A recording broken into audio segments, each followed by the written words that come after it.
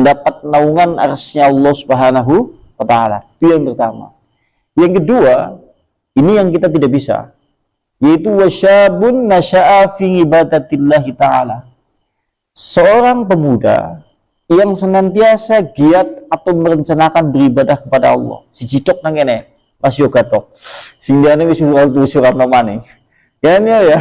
Berarti seorang anak muda yang gemar melakukan atau merencanakan peribadatan kepada Allah. Antum tatkala sudah tua, sudah menginjak 40, 50, 60, 70 ahli ibadah, tidak mengherankan karena antum sudah tua. Seakan-akan menyadari sebentar lagi pulang menuju kepada Allah. Tapi kalau ada anak muda, dia gigih di dalam beribadah kepada Allah. Dia beribadah kepada Allah dengan sungguh-sungguh, penuh dengan perencanaan kepada Allah. Ini menakjubkan, sehingga mendapatkan penghargaan dari Allah Subhanahu wa Ta'ala.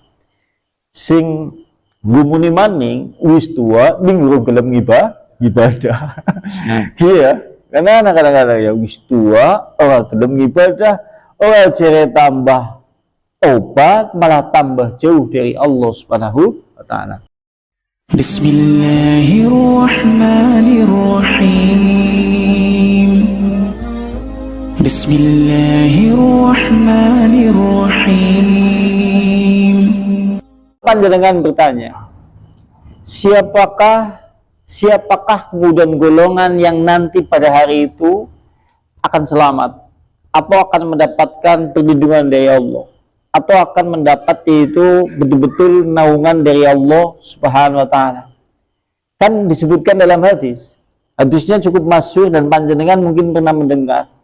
Dulu kan ada hadis, sab'atun yudilluhumullahu fi dhillihi yauma la dhilla illa dhilluh. Ada 7 golongan manusia yang mendapatkan naungan pada hari tatkala tidak ada naungan kecuali dari Allah Subhanahu wa Ta'ala. Maksud dari naungan di sini berarti kan manusia matahari didekatkan. Maksud naungan di sini bukan mendapat naungan dari Allah, tapi naungan dari arsy-Nya Allah. Karena Allah posisinya berada di atas matahari, berada di atas ars. Maksudnya bukan berarti kemudian Allah melindungi dari sinar matahari, bukan. Tapi dia mendapat perlindungan dari arsy-Nya Allah, atau mendapat naungan dari arsy-Nya Allah. Kita bayangkan saja, yang namanya arsy itu kan dipikul pada hari itu oleh 8 malaikat. Ini untuk mengukur besarnya arsy. Arsy kalau hari ini dipikul oleh 4 malaikat. Kalau besok pada hari itu, tatkala manusia kemudian berkumpul semuanya, arsy dipikul oleh 8 malaikat. 8 malaikat ini adalah malaikat yang paling besar. Dulu pernah disampaikan, satu malaikat untuk menunjukkan besarnya, antara jarak daging telinga dengan pundak sejauh 700 tahun perjalanan. Nek kemudian singgawa wulu malaikatnya seperti itu, arsy sepira. Masya Allah ya, Masya Allah. Nah ini seperti itu. Maka ada 7 golongan manusia yang mendapat perlindungan dari Allah, naungan dari arsy-Nya Allah Subhanahu wa Ta'ala. Di antaranya itu adalah imamun adilun, imam yang adil. Imam yang adil bukan hanya sekedar pemimpin sholat, pemimpin negara, pemimpin lingkungan, atau bahkan kemudian masing-masing kita semuanya, yaitu kepala keluarga. Kalau antum termasuk orang yang adil, itu menempatkan sesuatu pada tempatnya. Baik itu dalam ranah hal terkait masalah hubungan antum dengan Allah, atau hubungan manusia dengan manusia. Bisa bersikap adil, maka panjenengan pada hari itu mendapat perlindungan dari Allah Subhanahu wa Ta'ala, mendapat naungan arsy-Nya Allah Subhanahu wa Ta'ala. Itu yang pertama. Yang kedua, ini yang kita tidak bisa, yaitu wasyabun nasya'a fi ibadatillahi ta'ala. Seorang pemuda yang senantiasa giat atau merencanakan beribadah kepada Allah. Si cidok nang kene, pas yo gatok. Sing diane wis surapno maning. Ya. Berarti seorang anak muda yang gemar melakukan atau merencanakan peribadatan kepada Allah. Antum tatkala sudah tua, sudah menginjak 40, 50, 60, 70 ahli ibadah, tidak mengherankan karena antum sudah tua. Seakan-akan menyadari sebentar lagi pulang menuju kepada Allah. Tapi kalau ada anak muda, dia gigih di dalam beribadah kepada Allah. Dia beribadah kepada Allah dengan sungguh-sungguh, penuh dengan perencanaan kepada Allah. Ini menakjubkan, sehingga mendapatkan penghargaan dari Allah Subhanahu wa taala. Sing gumuni maning wis tua ning gelem ibadah. Iya, karena kadang-kadang ya wis tua ora gelem ibadah, ora jere tambah obat malah tambah jauh dari Allah Subhanahu wa taala. Seperti itu. Dan yang ketiga, warajulun qalbuhu mu'allakum bil masajid. Seorang laki-laki yang hatinya senantiasa terpaut atau terikat dengan masjid. Ini maksudnya adalah ahli jamaah, ahli ngaji, ahli kebaikan, atau ahli-ahli yang berkaitan dengan masalah memakmurkan masjid. Kalau antum seperti itu, maka menunjukkan bahwa ini adalah sesuatu yang luar biasa, sehingga mendapatkan penghargaan dari Allah Subhanahu wa taala, yaitu seorang laki-laki yang hatinya terikat yaitu dengan masjid. Dan ini susah. Susahnya kenapa? Karena orang yang terikat dengan masjid setelah melakukan ibadah yang pertama, dia akan merindukan ibadah berikutnya. Sampai wis kemudian sholat subuh, selek rindu dengan sholat duhur.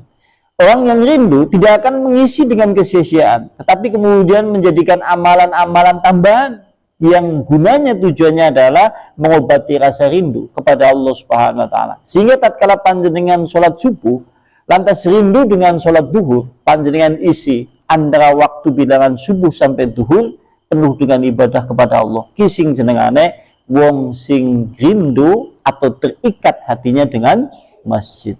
Kalau tidak sibuk, wangel. Kenapa? Oh iya, rindu.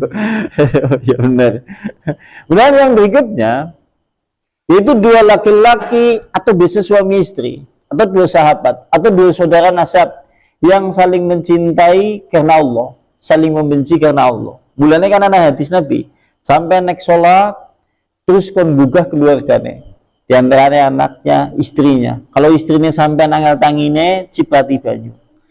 Karena ini menunjukkan orang yang saling mencintai karena Allah dan juga membenci karena Allah. Mulanya Islam, nang Rasulullah diajari, sampai kalau suatu saat hendak mendirikan sholat, jangan sholat sendiri tatkala malam, tapi kemudian bangunkan ahli keluarga Anda. Karena tujuannya adalah yaitu terikat atas kecintaan karena Allah, bertemu karena Allah, berpisah karena Allah Subhanahu wa taala.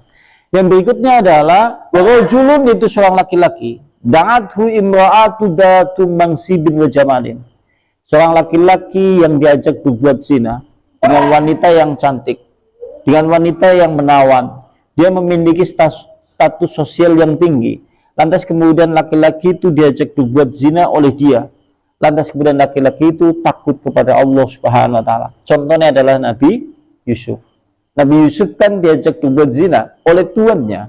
Bayangkan saja, tatkala anak buah diajak berbuat zina dengan juragane, dengan tuannya, susah dan nolak. Nolaknya susah. Apa mending ayu mending, status sosial tinggi lagi. Ini yang menjadikan manusia itu mendapat penghargaan dari Allah. Yang berikutnya adalah yang nomor 6. Ini yang nomor 6, yaitu seorang laki-laki tasaddaqa bisadaqatin, seorang laki-laki yang bersedekah dengan tangan kanannya, tangan kirinya tidak melihat. Maksud dari kalimat ini adalah seorang laki-laki yang memberikan harta bendanya di jalan Allah, kemudian dia tidak membatalkan pahala sedekahnya.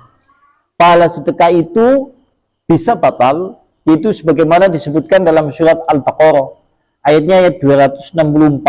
Di sana Allah Subhanahu wa taala berfirman, ya ayyuhalladzina amanu la tubtilu shadaqatikum. Jangan kemudian engkau batalkan pahala-pahala sedekahmu dengan sering-sering menyebutnya, menyakiti hati si penerima, atau kemudian karena ria tujuan untuk manusia.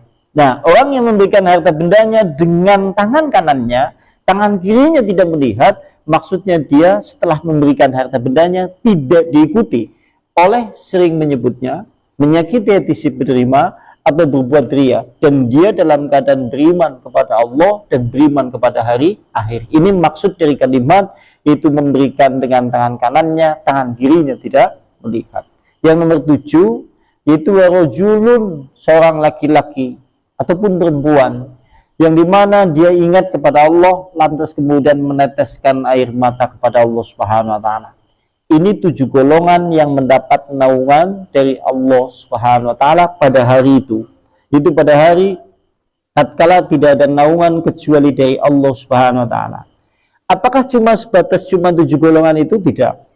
Kalau dalam hadis yang lain disebutkan, di antara orang yang mendapat perlindungan dari Allah, dalam hadis yang lain, man angdara ma'syiran, barang siapa yang melepaskan kesulitan saudaranya, barang siapa yang melepaskan kesulitan saudaranya, atau memberi tangguh kepada saudaranya, atau bahkan dia melepaskan segala kesukaran, segala kesulitan hidupnya, maka dia kelak adallahullahu ta'ala fiddillihi, maka Allah akan memberi naungan kepada dia, yaitu kelak pada hari tatkala tidak ada naungan kecuali dari Allah Subhanahu wa Ta'ala.